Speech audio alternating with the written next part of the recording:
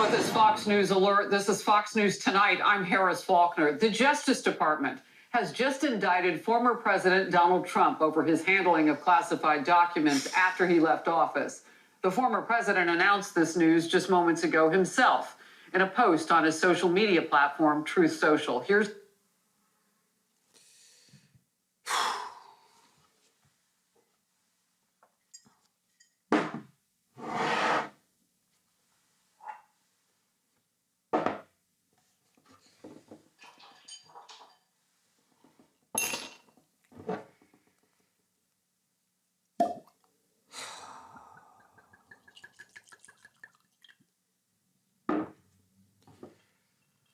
All right, well, I guess we're going to have to do this.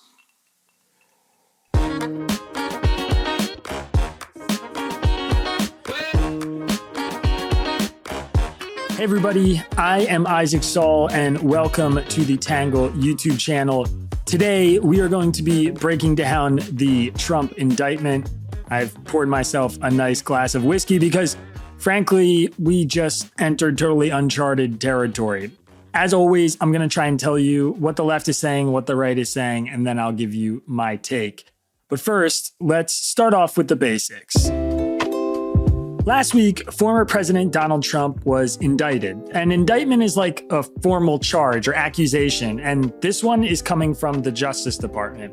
This indictment is a huge deal for a few reasons. First of all, it's the first time a former president has ever been indicted on federal charges. Trump isn't just a former president, though. He's a frontrunner to be the Republican nominee in 2024. The indictment stems from a Justice Department investigation. The Justice Department is run by Merrick Garland, who was appointed by current President Joe Biden, which means effectively the current president's political appointee is helping lead an investigation into the current president's chief political rival. Again, unprecedented whiskey. So, how'd we get here? The basic story isn't entirely novel. Trump was president, and when you're president, you get access to a level of classified documents that is the highest there is. When you leave the White House, though, you're supposed to give those documents back to the National Archives, which is an independent agency within the federal government that collects and files records from every administration. When Trump left the White House, though, he took some of those documents with him. He wasn't supposed to do that.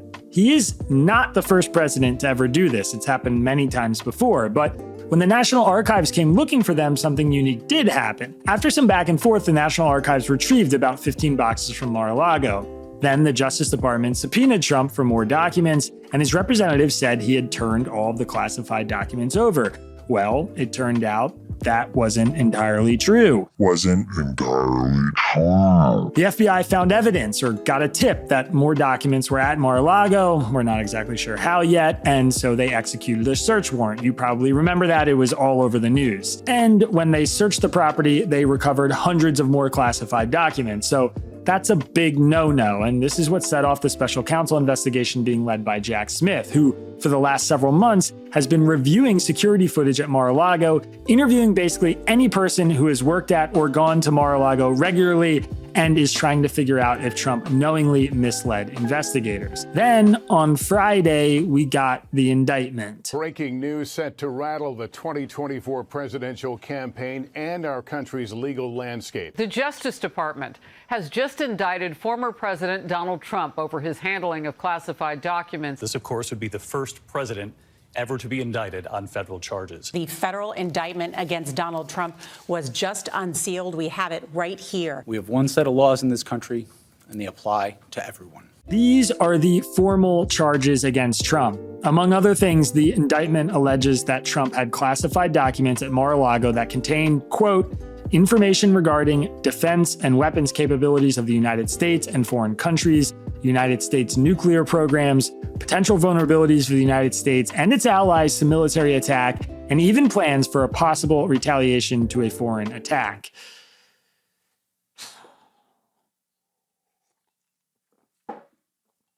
In other words, the most sensitive stuff you could possibly have. The 49-page indictment doesn't just allege that Trump had these secrets, but that he shared some of these secrets with writers who were pursuing a book and did not have national security clearance, and that he improperly stored them in unsafe locations, and that he intentionally tried to conceal their presence at Mar-a-Lago from investigators. Trump is now facing 37 counts on 7 different charges, including willful retention of national defense information, withholding a record, false statements, conspiracy to obstruct, yada, yada, yada. Trump has declared himself innocent. So I just want to tell you, I'm an innocent man. I did nothing wrong.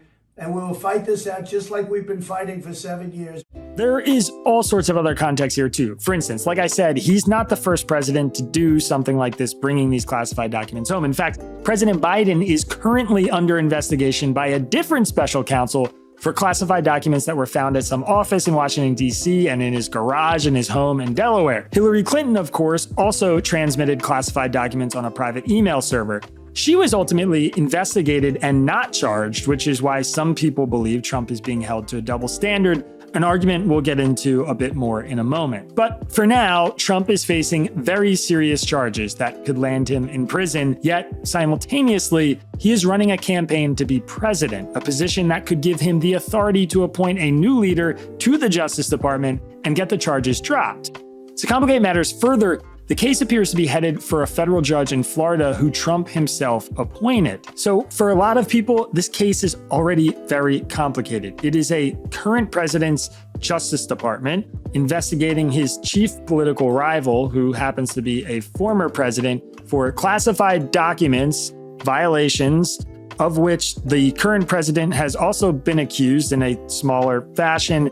And the case is going before a judge who the former president appointed when he was president and will now oversee his case that could land him in jail, or if she doesn't make that happen, could end with him becoming president again. Now, I don't know what that means, but it sounds pretty bad. So today we are going to explore some arguments from the right and the left, and then my take about what is happening. And as always, we hope you leave with a better understanding of this totally wild issue. It's pretty good whiskey. All right, let's start today's video off with what the right is saying.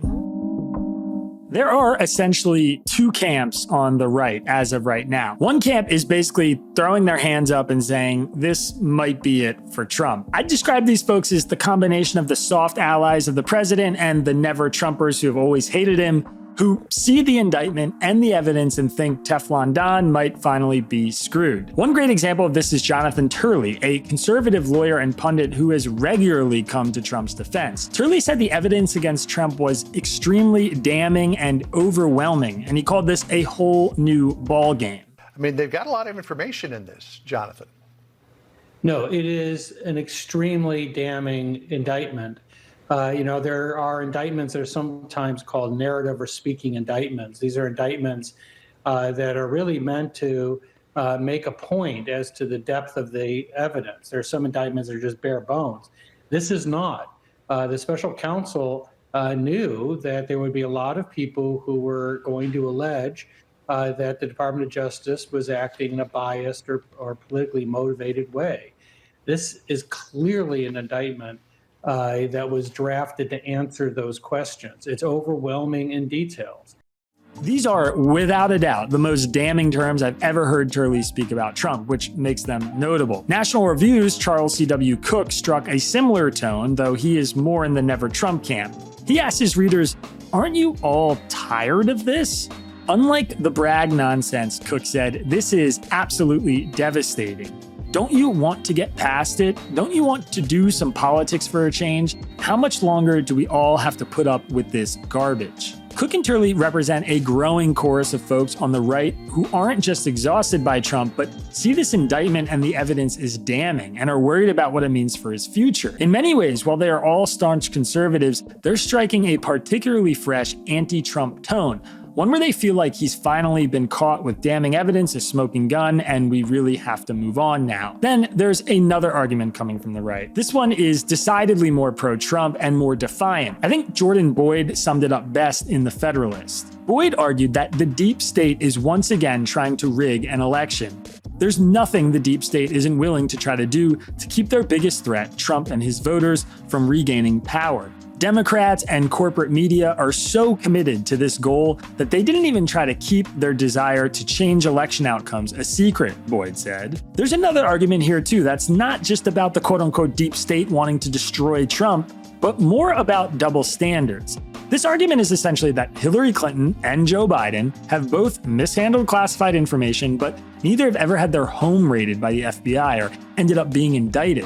Biden, for instance, had classified records found at his old office in Washington, D.C. and in his Delaware garage, while Trump's documents were at Mar-a-Lago, which some have argued is a more secure area guarded by Secret Service agents post-presidency. And, of course, the arguments also come back to Hillary Clinton. Donald Trump has said repeatedly that he did nothing wrong. Do you believe that? Well, here's what I believe. We live in an America where if you're the Democratic candidate for president, Hillary Clinton, Secretary of State, you can set up a private server in your basement to conduct government business. And when an investigation is had about your activity, no, let me finish. But you didn't answer the question. That was ridiculous.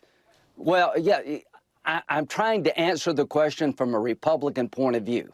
That may not be acceptable on this show. Yes, I don't like what President Trump did in certain aspects. I don't like that Joe Biden had classified information on the garage. I don't like that Mike Pence carelessly took classified information. I don't like any of that. But what I don't like is a system in America where the Secretary of State, who's a Democratic candidate for president, has people take a hammer to social media devices and break them apart, apply bleach bit to a hard drive to erase emails, allow classified information to get on a felon's computer, Anthony Weiner. You haven't even mentioned that. Most Republicans believe we live in a country where Hillary Clinton did very similar things and nothing happened to her. President Trump will have his day in court, but espionage charges are absolutely ridiculous. Clinton's case wasn't the same, but it had similarities. She was found using a private server to transmit classified documents. She and her team deleted emails and erased servers they knew were under congressional subpoena. Clinton claims the 33,000 emails were not work-related, but Republicans have long alleged she was guilty of obstruction, the same charges Trump faces now. Yet not only did Clinton not get convicted, she didn't even get charged. The FBI and Justice Department ultimately decided not to charge her, even though then Director James Comey did describe her actions as extremely reckless. So that's basically the rights argument in a nutshell. It's a split between folks who seem done and exhausted by Trump and think he is probably guilty and in big trouble, and those who see a deep state still trying to attack him and serious double standards from government investigators. All right, before we continue, if you feel like you're getting any value out of what we're providing, we'd really appreciate it if you would hit subscribe, like the video, and turn on notifications. All these things help us with the YouTube algorithm and tells YouTube there's an audience out there who wants an honest look at views from across the political spectrum. So don't hesitate, punch subscribe, hit that like button, turn on notifications. All right, now let's talk about what the left is saying. The left is pretty unified here, unsurprisingly, and the evidence is damning in their eyes. They just support the indictment. The New York Times editorial board said Trump never should be trusted with national secrets again. The evidence is so substantial, the board wrote, that the Justice Department had no choice but to indict him. Not only did Trump take classified documents he wasn't authorized to take, he showed them to visitors and political cronies at his club. He also confessed to knowing the documents were secret and classified in a recording. That's according to the Justice Department, which undermines one of his chief defenses, which is that he declassified the documents before he left. If you're the president of the United States, you can declassify just by saying it's declassified, even by thinking about it, because you're sending it to Mar-a-Lago or to wherever you're sending it. And there doesn't have to be a process. There can be a process, but there doesn't have to be. You're the president. You make that decision. So when you send it, it's declassified. I declassified everything. Ruth Marcus in the Washington Post called the whole thing a stunning display of Trump's narcissism. She argued that Trump basically views these documents as his toys and he's just refusing to give them back. He simply wants to show them off to impress friends, not even understanding the gravity of what he's doing. Many on the left have also tried to rebut the argument that this is anything like Hillary's email scandal. As Devlin Barrett argued in the Washington Post, Trump could have avoided charges if he simply gave the documents back, but he didn't. Unlike Clinton Clinton, Trump clearly tried to hide and keep some of the classified papers, and he's being accused of moving boxes out of a storage room, suggesting an attorney hide or destroy documents, and causing another person to make false statements because of his own lies and plans of deception. Clinton, on the other hand, discussed classified topics on her email server, but never transmitted actual classified documents. Also, her lawyers did delete 30,000 emails, which has long been standard practice in scenarios like a Freedom of Information Act request, when officials regularly decide which of their emails were personal and which were work-related. So on the left, the argument is pretty straightforward. First,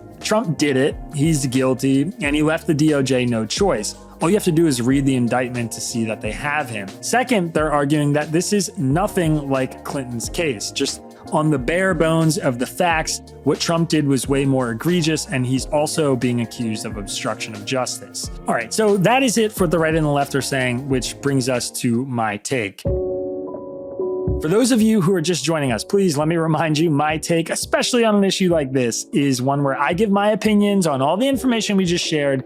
And this is not meant to persuade you, it's just my thoughts and perspective. And the hope is you will leave your thoughts and perspectives in the comment section down below.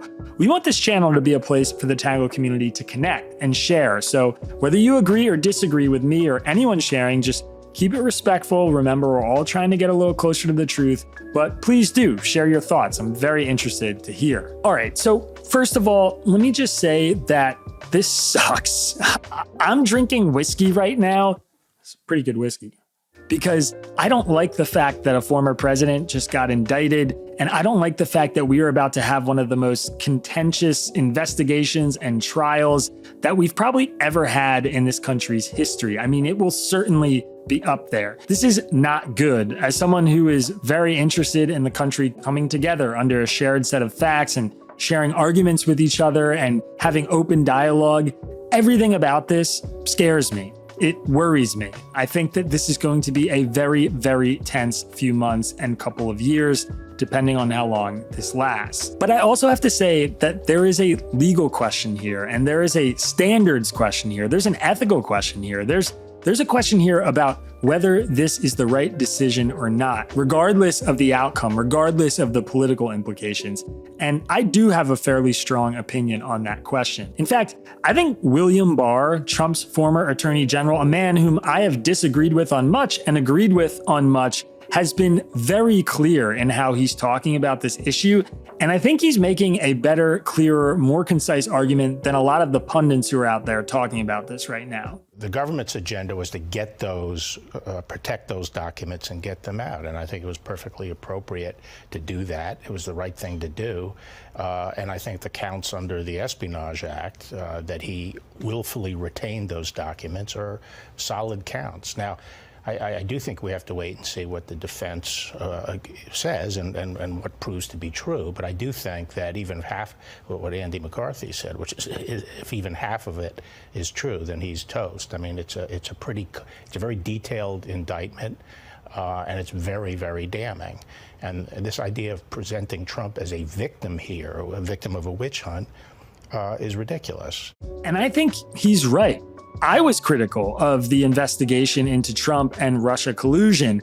I was critical of Alvin Bragg's indictment, but much like William Barr, I don't think this is the same thing. Sure, yes, some people out there are going to say Hillary Clinton should have been indicted, and maybe they're right. Frankly, I'm not even sure I care. Hillary Clinton hasn't been in office for like 15 years.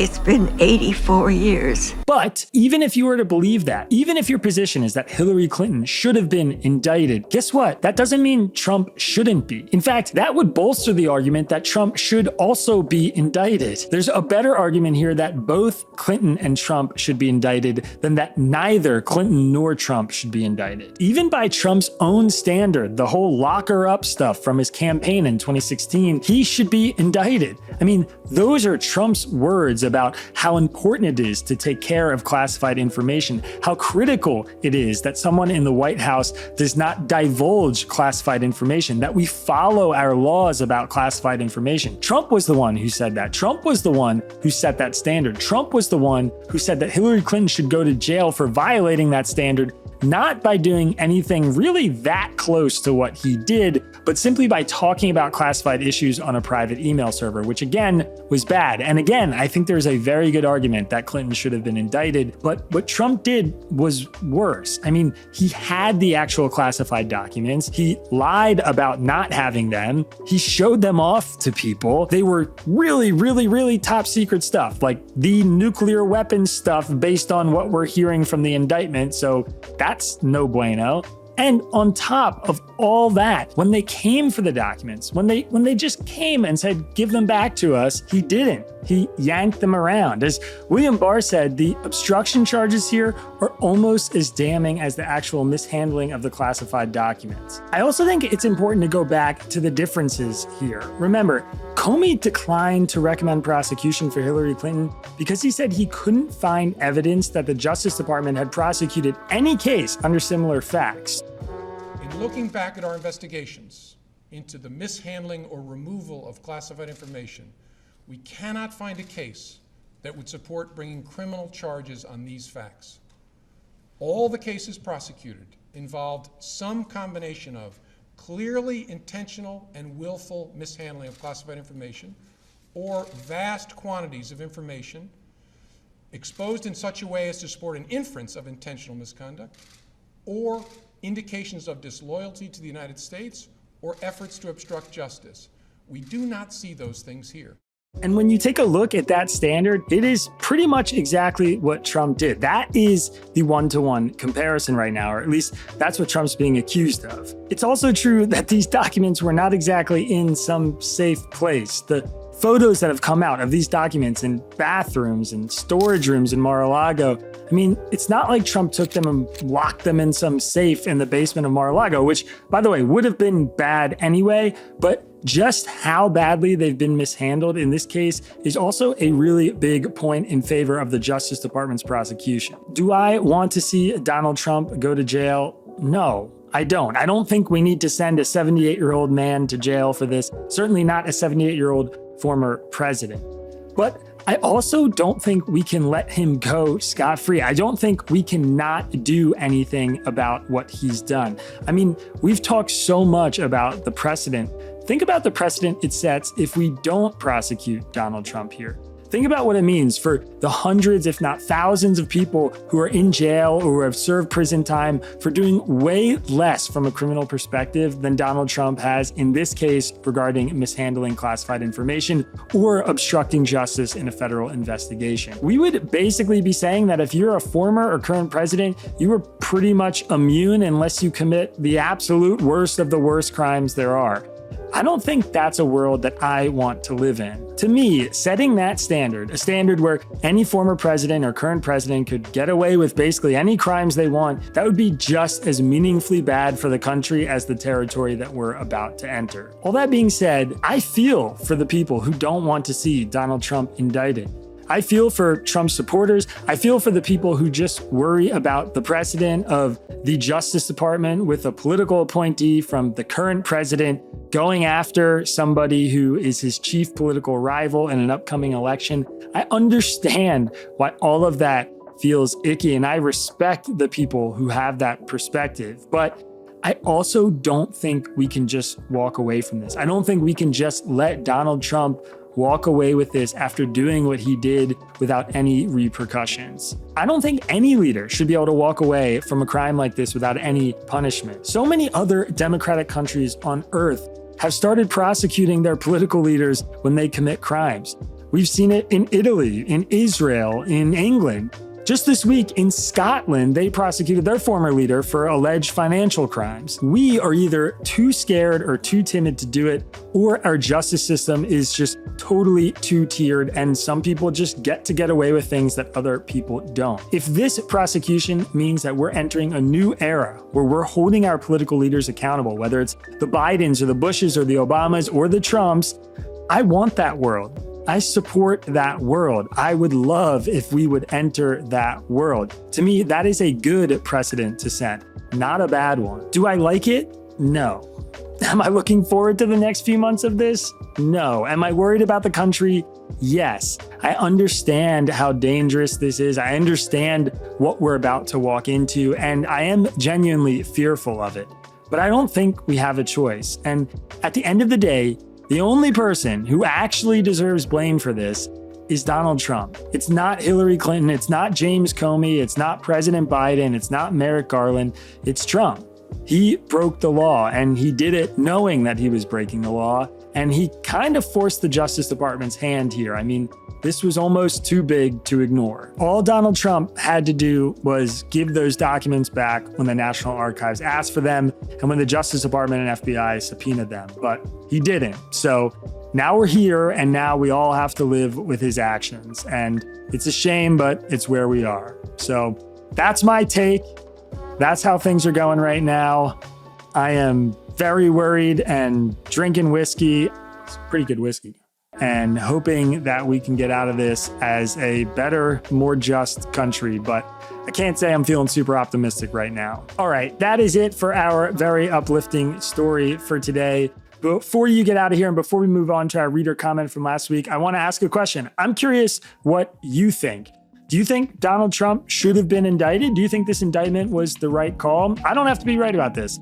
Let us know in the comments section. I'm very curious to hear from some of our viewers. Speaking of comments, I actually want to get to a comment from our last video we released where we interviewed a couple economists and legal scholars on the left about the idea of the debt ceiling. Someone left a comment on that video critical of the fact that we were only presenting the left view, despite the fact we purport to present the views from the left and the right. I understand this frustration. This is a fair comment. Just to be clear here, we do bring on people for interviews in our podcast, and we are going to bring on people for interviews for this YouTube channel who have views maybe exclusively on the left or exclusively on the right. As it happens, on this video about the debt ceiling, we tried to get a roundtable with several conservative voices representing the kind of pro-debt ceiling fiscal sanity position, as the commenter put it, but we couldn't get anybody to come on. We reached out to about 6 or 7 people and they declined. So Michael and Neil agreed to come on, and despite the fact that they were both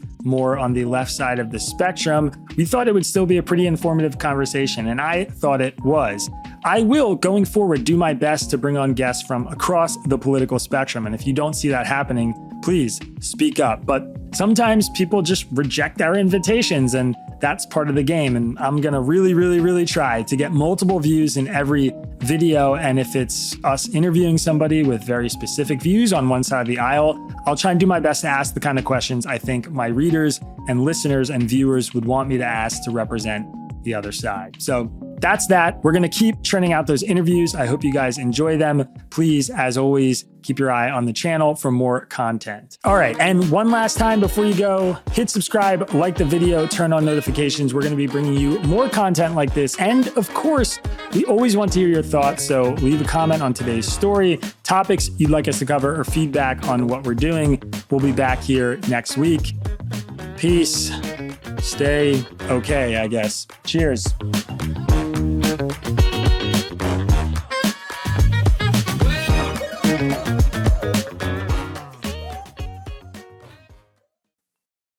You think I could get a Starward, the best whiskey in America? It's from Australia. I would love if these guys would sponsor me. This is my favorite whiskey, for the record.